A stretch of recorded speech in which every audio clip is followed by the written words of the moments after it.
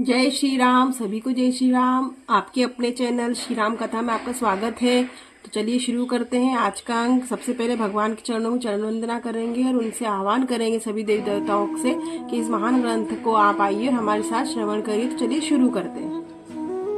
पिछले अंक में हमने 157 पढ़ा था, तो उसका अंतिम श्लोक पढ़ेंगे।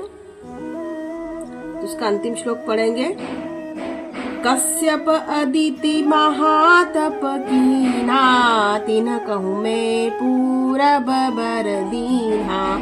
ते दशरथ कौसल्या रूपा, कौशलपुरी प्रगट नर भूपा। चलिए शुरू करते हैं। 158 158 रामचरितमानस बालकांड। तिन्ह के ग्रह अवतरिया हूँ जाई, गुरुकुल तिलक सोचारियो भाई। नारद बचन सत्य सब करी हूँ, परम शक्ति समेत अवतरी हूँ।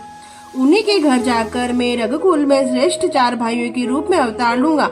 नारद के सब वचन मैं सत्य करूंगा और अपनी पराशक्ति के सहित अवतार लूंगा।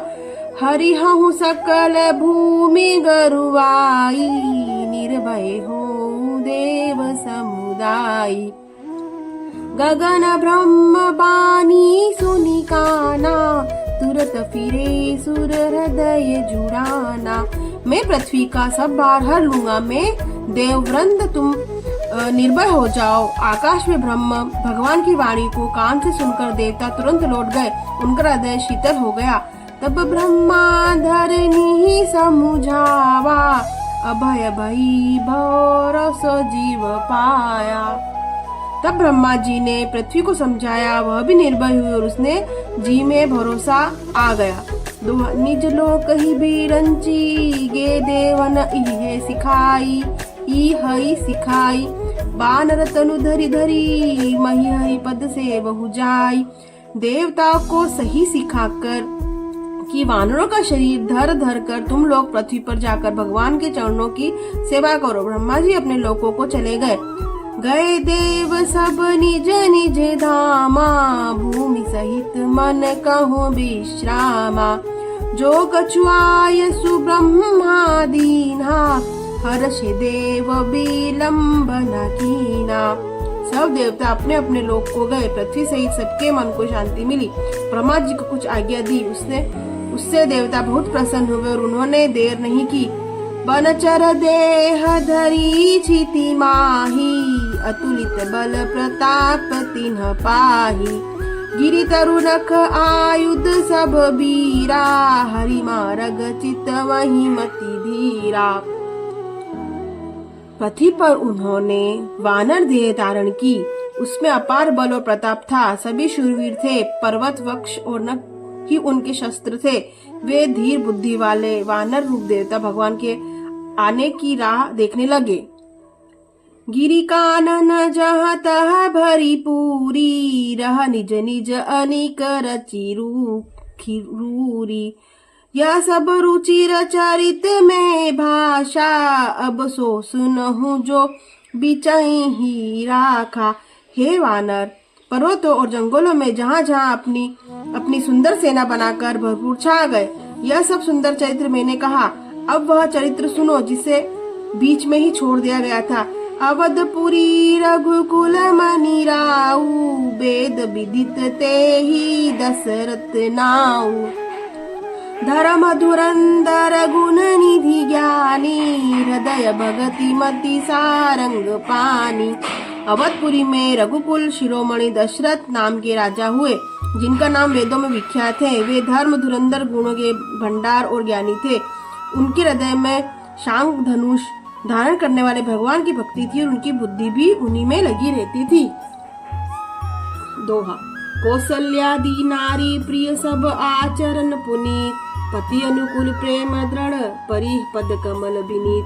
उनकी कौशल्या आदि प्रिय रानियां सभी पवित्र आचरण वाली थी। वे विनीत और पति के अनुकूल थी और श्री हरि के चरण कमलों में उनका दृढ़ प्रेम था। एक बार भूपति मन माही, भई गलानी मोरे सुत नाही। गुरु ग्रह गय तुरत महिपाला, चरण लागी करी विनय विशाला। एक बार राजा के मन में बड़ी ग्लानि हुई कि मेरे पुत्र नहीं है। राजा तुरंत ही गुरु के घर गए और चरणों में प्रणाम कर बहुत विनय की। निज दुख सुख सब गुर ही सुनायहु, कहीं वशिष्ठ बधु विधि समुझायहु। धरहु धीर होहि सुतचारी, त्रिभुवन विदित भगत भयहारी। राजा ने अपना सारा दुख सुख गुरु को सुनाया। गुरु वशिष्ठ जी ने उन्हें बहुत प्रकार से समझाया और कहा, धीरज रखो, तुम्हारे चार पुत्र होंगे जो तीनों लोकों में प्रसिद्ध और भक्तों के भय को हरने वाले होंगे। श्रृंगी ऋषि वशिष्ठ बोलावा, पुत्र काम शुभ यज्ञ करावा। भगति सहित मुनि आहुति दीन है, प्रगट आगी ने चरु कर लीन है। वशिष्ठ जी ने श्रृंगी ऋषि को बुलाया और उनसे शुभ पुत्र कामेष्टि यज्ञ करवाया। मुनि के भक्ति सहित आहुतियां देने पर अग्निदेव हाथ में चरु लिए प्रकट हुए। जो वशिष्ठ कछु हृदय बिचारा, सकल काजुबा सिद्ध तुम्हारा। यह भी बाटी देहु नृप जाई, जथा जोग जेहि भाग बनाई। वो दशरथ बोले, वशिष्ठ ने हृदय में जो कुछ विचारा था तुम्हारा वह सब काम सिद्ध हो गया। हे राजा, तुम जाकर इस हविष्यान को जिसको जैसा उचित हो वैसा भाग बनाकर बांट दो। दोहा। तब अदृश्य भय पावक सकल सबहि समुझाई, परमानंद मगन नृप हर्षन हृदय समाई। तदनंतर अग्निदेव सारी सभा को समझाकर अंतर ध्यान हो गए। राजा परम आनंद में मग्न हो गए।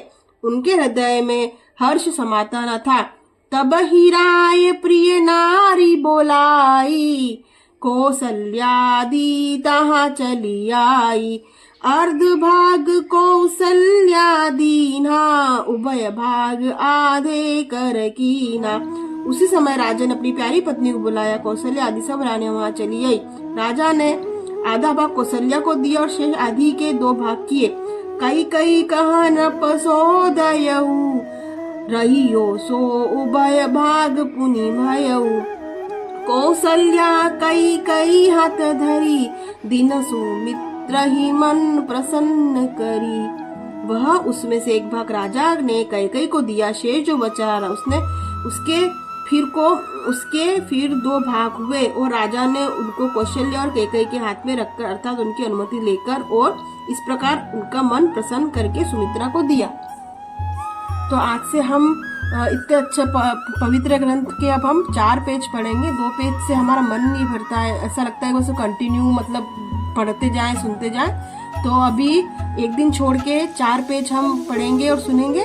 तो अभी हम आज पढ़ेंगे पेज नंबर 160 और 161। तो पेज नंबर 160 पढ़ेंगे और बाहर की आवाज से आपको डिस्टर्ब या व्यवधान हो रहा है उसके लिए मैं क्षमा चाहती हूँ। और चलिए हम पढ़ते हैं, अपना हमारा मन इसके पढ़ने और श्रवण में लगाते हैं। एहि विधि गर्भ सहित सब नारी, भई हृदय हर्षित सुख भारी। जा दिन ते हरि गर्भ ही आए, सकल लोक सुख संपत्ति छाए। इस प्रकार सब स्त्रियां गर्भवती हुई, वे हृदय में बहुत हर्षित हुई, उन्हें बड़ा सुख मिला। जिस दिन श्री हरि लीला से ही गर्भ में आए तब लोकों में सुख और संपत्ति छा गई। मंदिर महासब राज ही रानी, शोभाशील तेज की खानी। सुख जुत कछुक काल चली गयऊ, जेहि प्रभु प्रकट सो अवसर भयऊ। शोभाशील और तेज की खान सब रानियां महल में सुशोभित हुई।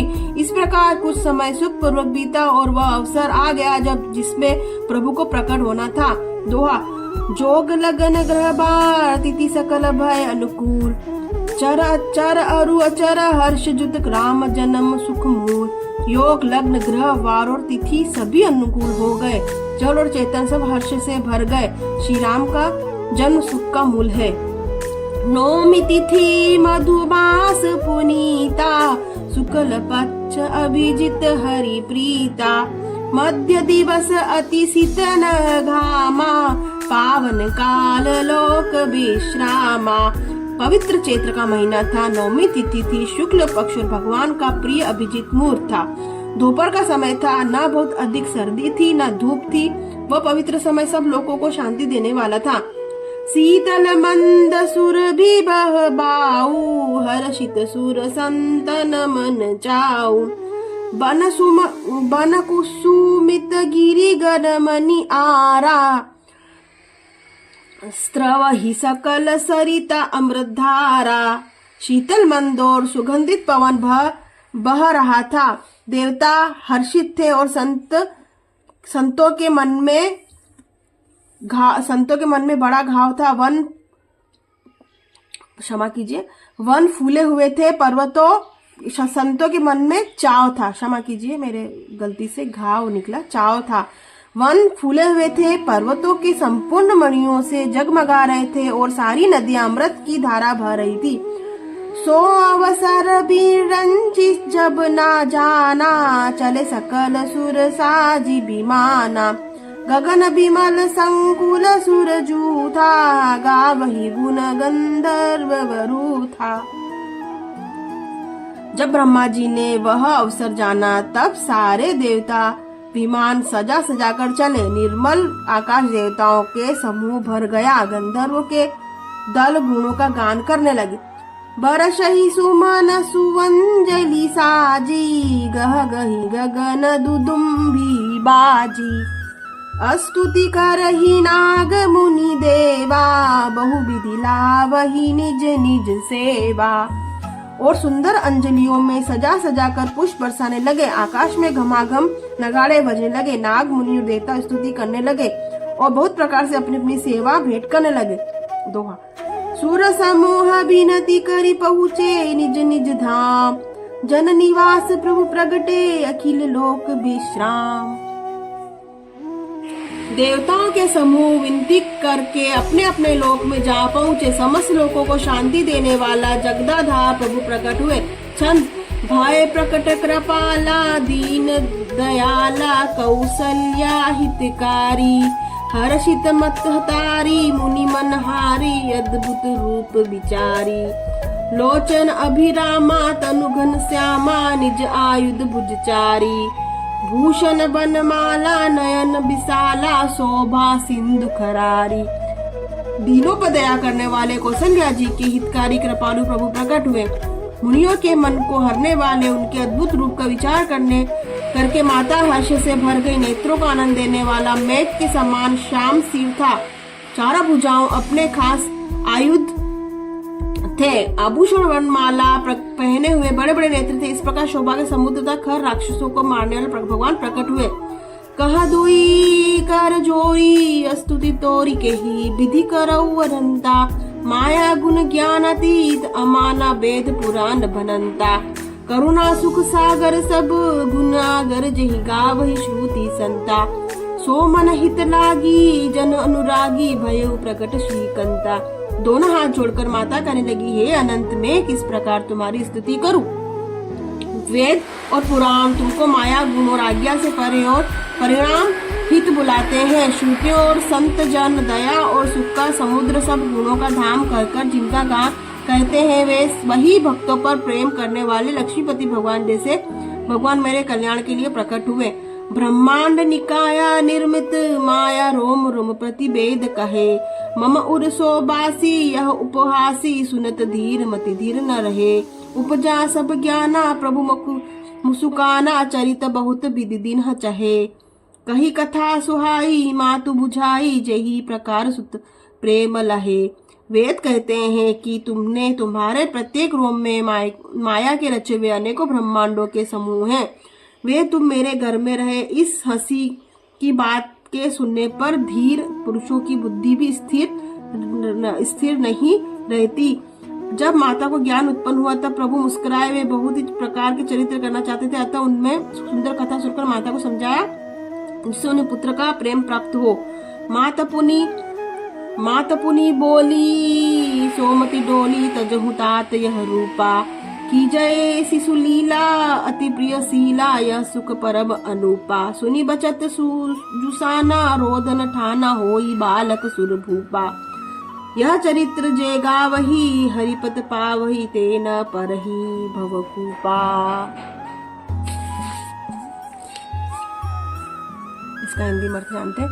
माता की वह बुद्धि बदल गई, तब वह फिर बोली, हे तात, यह रूप छोड़कर अत्यंत प्रेम बाल लीला करो, यह सुख परम अनुपम होगा। यह वचन सुनकर देवताओं के स्वामी सुजान भगवान ने बालकों को रोना शुरू कर दिया, जो इस चरित्र का गान करते हैं, श्री हरिपद पाते हैं और संसार रूपी कूप में गिरे नहीं गिरते। आज हमने पेज नंबर 161 पढ़ा।